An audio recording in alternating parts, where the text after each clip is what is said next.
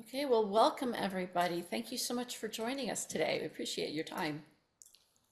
Good to be I'm here. excited. Sure. This is going to be fun. We thought since we've got, the founding directors of Sonos and Raleigh Ringers, and KC is the current director of Agape Ringers, but if I'm not mistaken, a founding member of that group as a ringer before you took the baton. So I thought we could do some like round robining question things and just fire them and give you guys each a chance to answer in whichever fun and crazy order you want to do things. So I thought we'd kick it off by just saying, as a 30,000-foot view without all the granular stuff in broad strokes, give us a description of your group's journey and evolution from concept to today. Go. You knew we were going to have to ask something akin to that. It's almost required. Yes, it's almost required. Okay, I'll start if you like. Well, Sonos started in 1990, I think same year that David started with his group. Yep. Raleigh, from a group of dropouts. They were dropouts from church choirs in the community. They played in various church choirs, and they were interested in a group that gave them more challenge. They were bored sometimes with what they were doing for church, unfortunately.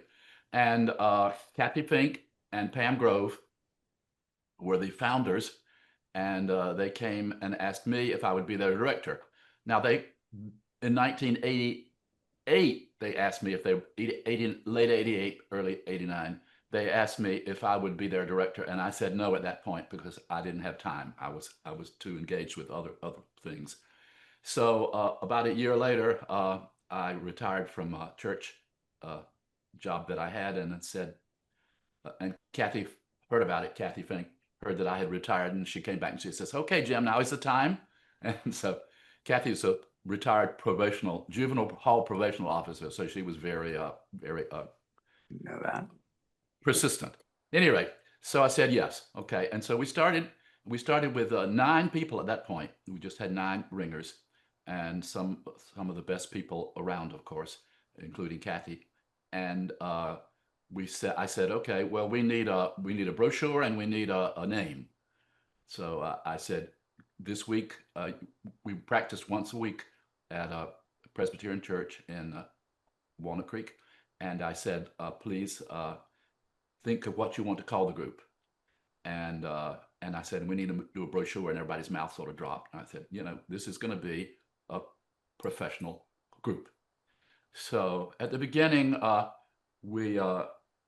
people contributed $15 a month to help us with what little expenses we had at that point.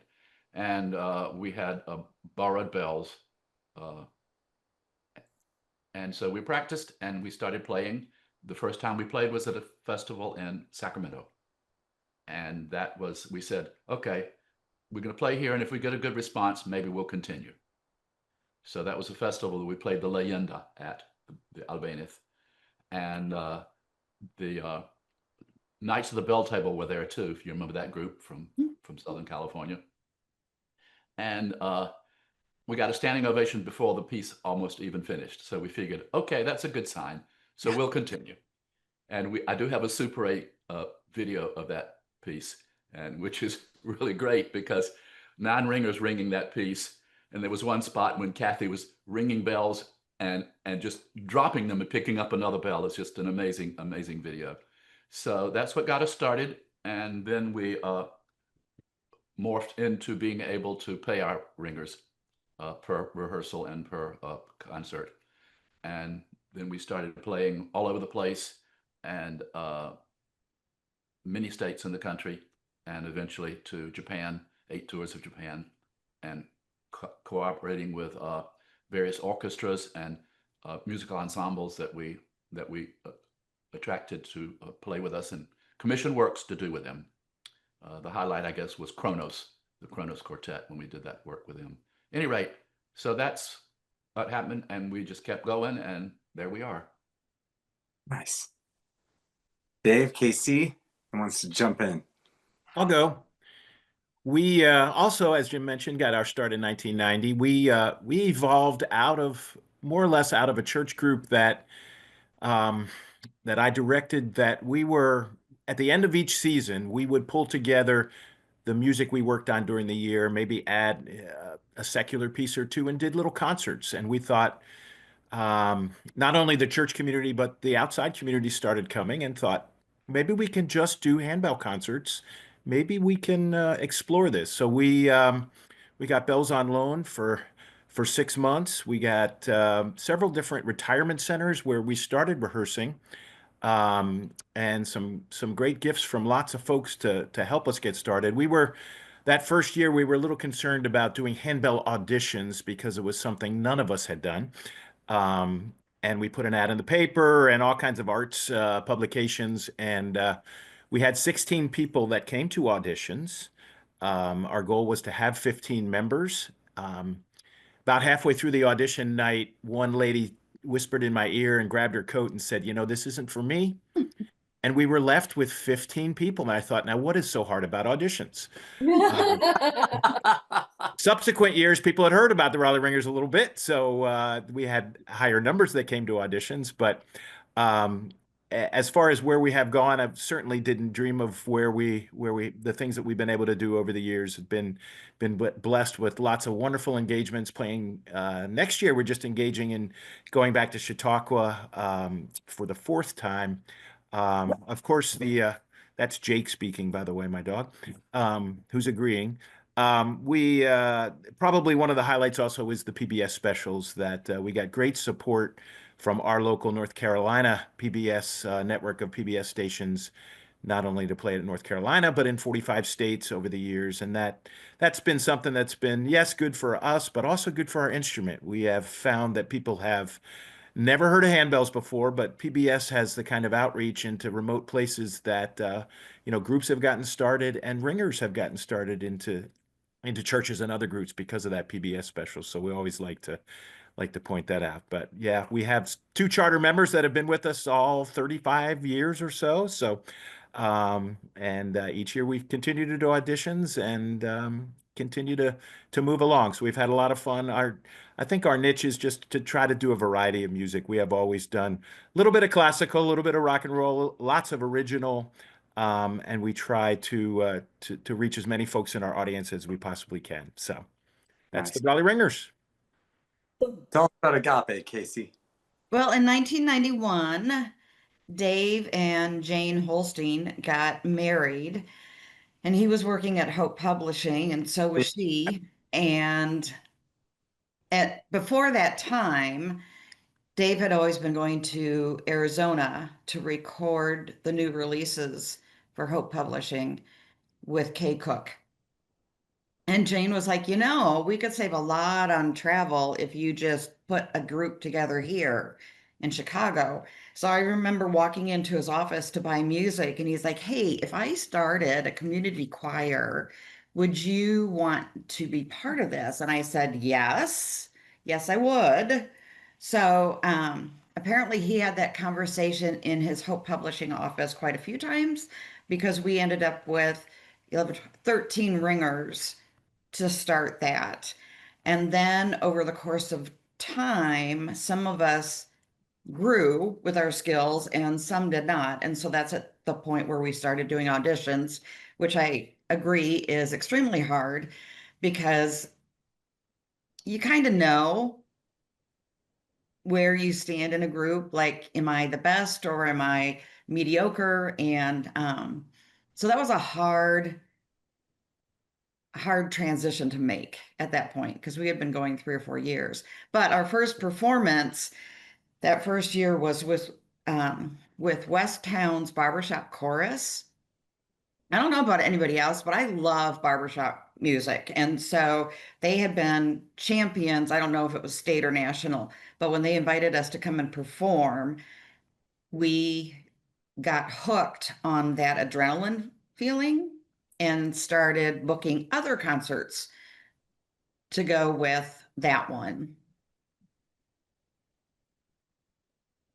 And the rest is history, as they say. Right. Carried on. I just think it's interesting to hear, all three groups started right around the same time Yeah. and really evolved from very different places. That's, the intentionality versus the necessity versus the like boredom. I remember when we started an advanced group of the church I used to work at, I had a ringer come to me and say, I would love to join an advanced church group. There's just not many out there, and I'm tired of ringing praises to my Lord and Savior in whole notes and half notes. Yes. Never forget that comment. So then, like what Jim was talking about, that's just wild. And now we're seeing even more and more really advanced church ensembles and school ensembles, which is cool. All right, so my question for all y'all is, how do you choose what pieces to do? I mean, Jim, obviously a lot of our Sonos music is from the classical world, but how do you choose which one to do? Is there a process? Well, I'll start since you mentioned. When we first started, our first concerts were mostly Christmas, Mm, which, bells and Christmas. That's yeah. that's the natural. Very good. So then you look for the arrangements that are done at that point, and you choose, which ones you like to put in the program, just from a standpoint of what works and what flows and what's interesting and all that kind of stuff. But then I started doing eventually theme concerts that are regular concerts outside of the Christmas theme. And for that, I decided on the theme. Like we've had one concert which was called American Tints, which was American composers, Gershwin, Bernstein, Copeland, those things, because there's a wealth of material there, of course. Then other concerts, we did a concert called Runaway Child, about the life and adventures, the runaway adventures of Isaac Albéniz, the Spanish composer. So I chose music that some of his music and music from other composers around him. Then we've had Space Between the Notes concert, which is all about movement, not behind the tables. So whatever the concert concept was, then I would have to either find the music that was arranged for it or do it myself. And mostly it was the latter. Yeah, you've done a lot of Because work. I couldn't find the music that fit, those things weren't arranged that I wanted. So Dave, how do you choose what pieces to play? And when you do your pop song, your rock song, how do you choose your rock song for the year? Yeah, we don't often have a theme concert. I mean, we've done all the arrangements from the Nutcracker in a concert. We've done Trans-Siberian. Last year we did 10 Trans-Siberian Orchestra arrangements that Hart did for us. But in general, it's a lot. We've done a lot of commissions. So we've done over like 160, 170 commissions. Sometimes those outside of the box things we're bringing back this year. Linus and Lucy, that was the first one that Hart did for us. So we always kind of try to look, although we do some sacred things in our concerts, try to look for fun secular music and then turn to an arranger, composer to put those together for us. As far as the rock goes, lately Keith Bird in our group has done those arrangements. Paul McElveen, who was our assistant director and a charter member, did some of those. Marcia Murphy in our group. So they've been pretty much internal folks to the Raleigh Ringers that have done those arrangements over the years. Casey? Dave started with deciding that we would have something for everyone in a concert and did an eclectic assortment of classical, like Dave said. And we have moved on from there. What I've noticed over the years, having gone forward, this is not meant to be a plug, but my husband is the MC for Bells in Motion, which meets Indicator, which used to be Mike Lamb's group. And since the MC and the director live together, we have many discussions about intros, and he is very adamant that the intro is important to the show. Mhm. So now that I've taken over, I look for songs that have really good background stories that an audience member might not know. Mhm. I also look for something for everyone because most of the time a spouse is being dragged, dragged to our, not drugged, to our, Maybe. oops, um, to our concert. And once they get there, they're like, hey, that's pretty cool. I'm glad I really did come. So the intros that I research on, stop it. Sorry. The I know cat. that will be edited out. Um, the intros that I do, I try to make sure that um, it really helps to explain the piece, especially if they're original pieces. I'm lucky enough to have my sister who was majored in creative writing. I don't know what you do with that, but apparently you help your sister write an intro. And so we did Alex Giebert's Overdrive. And so she wrote me this great story of I-55 and Route 66, which is the one of two options I have to get to the Agape Ringers rehearsal. So depending on the mood, all right. And then when I wrapped that intro up, that closed with you can hear in Alex's music the horns honking and then the calmness where there's no traffic and then the screeching of tires that might be demonstrated in the music. And what I find is that it not only helps my audience know where we're going, but the ringers are now on the same page and moving forward with that song to display what I just created as an intro for them. Cool. So maybe segueing right along with that, you know, the sort of being on the same page as a group with the message of the piece, if you will. You know, a lot of people will ask the question, okay, what is the main single value or priority that your ensemble holds dear? I want to ask you guys to literally go one step further. What are the two biggest sort of values or priorities that your group holds as its mainstays, as its identity? Don't all talk at the same time. We're going to let Jim go first, and then Dave, and then I'll close it up. Perfect. Okay.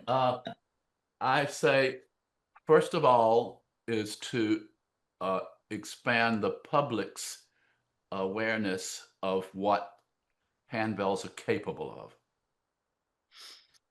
Yeah. And because most people have the opinion they've heard a church handbell group, probably if they have one, Yep. and they don't think a whole lot of it. And that was my first impression when I first heard handbells.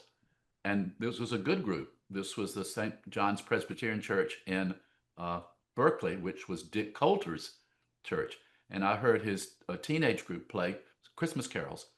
And I thought, wow, that's really quite beautiful. But can they sustain, you know, a long program? The sound is quite beautiful, but is there more variety than just that beautiful quality of sound? That was my original concept. So I thought I had started to develop then sometime later, in fact, a couple of months later, a teenage group at the church I was at. And I said, okay, we're going to push you guys to see what's possible for bells.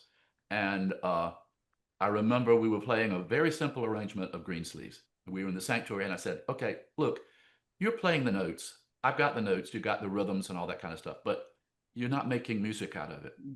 We need to phrase this phrase this has to crescendo and then diminuendo and maybe a little relaxation at the end.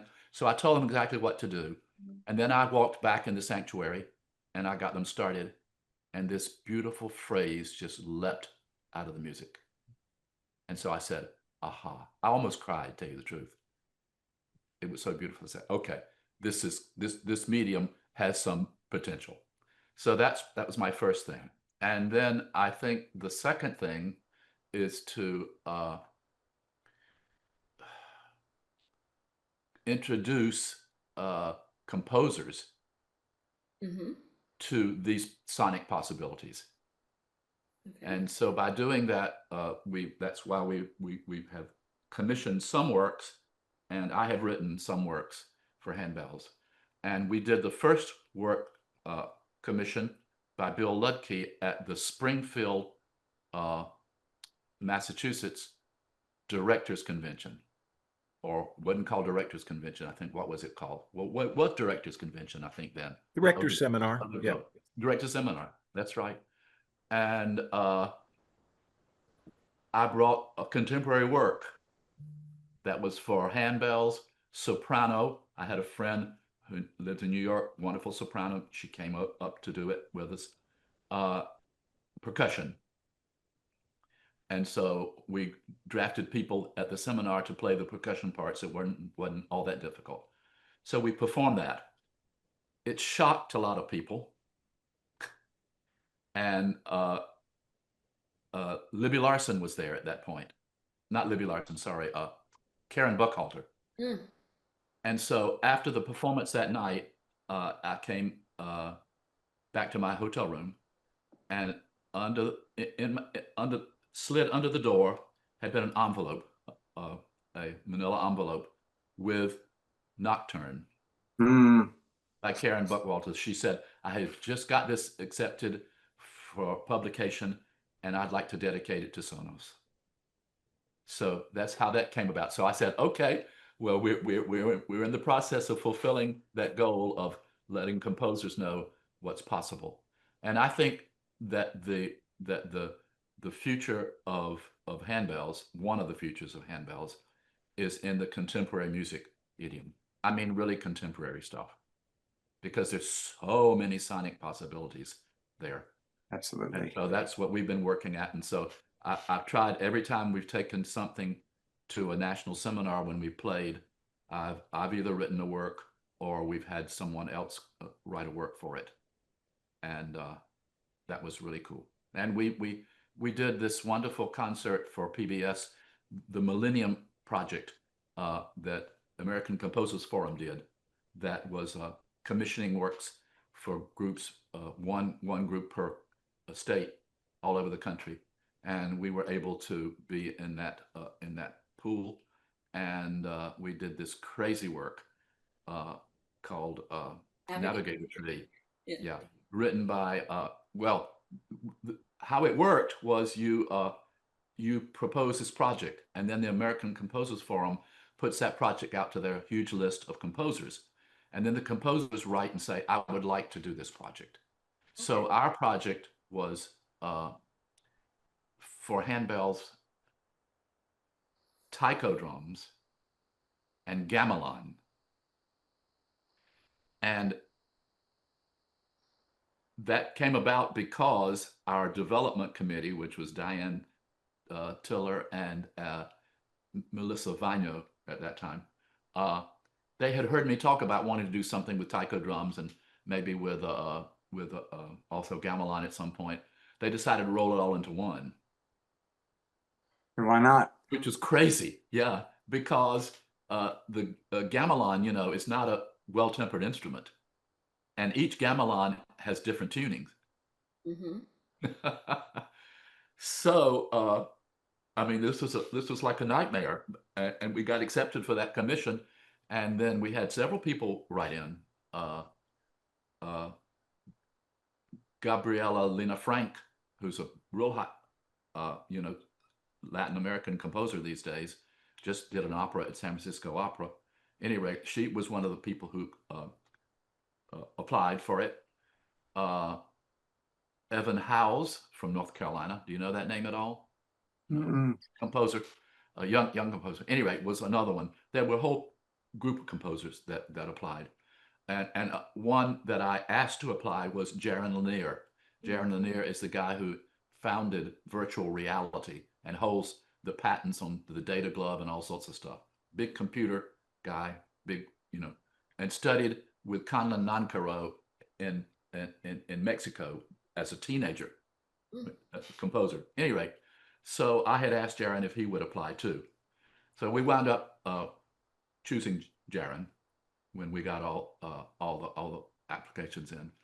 And Jaron decided, instead of having the taiko drums play a little bit maybe, and the handbells play a little bit, and then the gamelan play a little bit, because the tuning of a gamelan and the handbells would be a little difficult together, which would seem the obvious choice to do. Jaron decided to come sample the gamelan. So he came to the gamelan, which was in the East Bay here, Pusaka Sunda, and he sampled it, took that back to his New York studio, which, by the way, was just across from Twin Towers, and found algorithms that would, which notes would work and go together with the gamelan and the handbells. So he wrote a piece where they're both playing at the same time. Brilliant, brilliant. I mean, really brilliant. And that made it possible. And then they chose the American Composers Forum. It was premiered. All the premieres happened at the same time around the country, and they chose they took 4 of the premieres around the country to film PBS film. Talking about PBS, David. Yeah. Thank God for PBS. I don't know what's going to happen now, though. Yeah. Anyway, and they and so they came and filmed us over a 4-day period. They came to my home. They filmed me making lunch for everybody, as well as rehearsals with Jaron and all sorts of stuff. So it was amazing. So that again is one of the main goals of ours, is to contribute to the handbell repertoire, in the contemporary idiom. And it's fun. It's going to be interesting when JR puts all this together for our actual ThanksRinging event, because you will see there's other people we've talked to about sort of broadening horizons, expanding awareness, using bells in new ways. So thank you for that, Jim. Casey declared that Dave was going to go next. So Dave, for Raleigh Ringers, what are your group's 2 biggest values or priorities? Yeah, one quick thing first. I wanted to address something that Jim had said. That Springfield director seminar, it was very interesting. I think it was, a bunch of groups that were in their infancy that have grown over the years. So Sonos was there, Raleigh Ringers was there, Strike Point, Bill Alexander's group, may he rest in peace, was there, and I think there was a 4th group that had really were just in their first few years. Kodama's group was there. Oh, that's right. That's right. And we saw them. They had put Band-Aids on some of the clappers, on the clappers. Yeah. So that was a big deal that year at AGHR year. For us, although we have loved playing for handbell festivals, and we've been, 10 out of the 12 areas we've, done opening concerts for their festival and so forth, we really have enjoyed when we've been part of artist series that we are bringing handbells to a place where they hadn't been before. So the acceptance on whether it's a community or a college artist series where you see the list of artists for the year, and it includes well-known groups like orchestras and bands and dance groups and brass groups and so forth, and then a handbell choir, I think has been one of the more rewarding things for us, and a goal that we've achieved.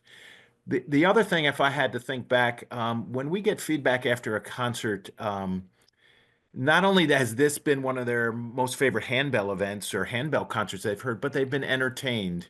And it's been one of the more entertaining concerts overall that they've been to. And as was mentioned by Casey, we always have that experience where someone is dragged into our concerts. It's a spouse often, and they come back and they come up to the stage and say, I never knew handbells could do this. So there's a couple things from us. And, anecdotally, a callback on that, I remember when my parents visited, being here in Raleigh, and I took them to a Raleigh Ringers concert, and they had you know, I started my church job not knowing what handbells even were. So I didn't grow up with them. My parents didn't really know what they were. Yeah. And my dad was like, all right, we'll get this thing. And they had such a great time. And they were so dazzled by it. Cool. And I remember it got to the end. It was the year you guys debuted Old Time Rock and Roll. And my parents are huge Bob Seger fans. And so it started that bum, bum, bum, bum, bum, bum, bum, you know, bass line. And Dad looked at me and went, Bobby! Like, he was so excited. And it was like, yeah, you should do handbells. This is great. So, like, you know, this old rough around the edges carpenter dude that wasn't really into it. This is the man who, you know, during Les Mis said really way too loudly, like, they sure love being on the floor a lot when they're in despair. Just not really his jam. And you know, got him into it. So that's pretty sweet. Cool. Stacey, how about for Agape?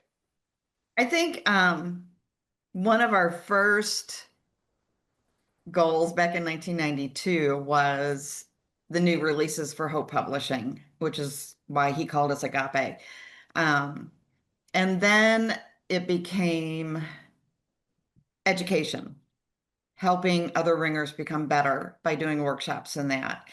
And then COVID hit Oh, and changed everything. So now I feel like the group is I need my family members, and you guys are it. And we feel like we've been through a lot together, especially, you know, long term.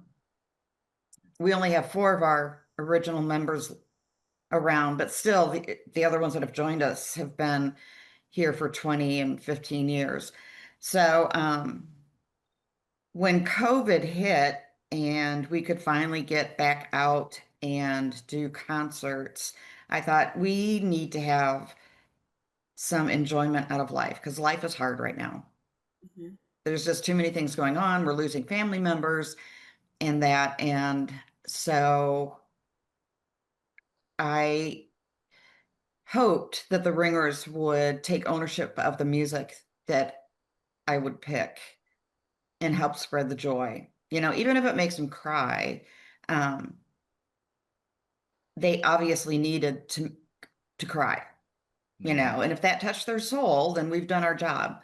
So I love that the ringers are as invested with that as I am. Fantastic answer. Thank you so much. And all of you, thank you so much for joining us today. We really appreciate your time and being willing to just sit and chat with us. And I hope you all have a great day and happy Thanksgiving. Thank you. Thanks, Thanks for Ringing. asking us. Yep. Thanks, ringing. Right. Thanks. Take care, y'all. Bye. Thanks. And there we go.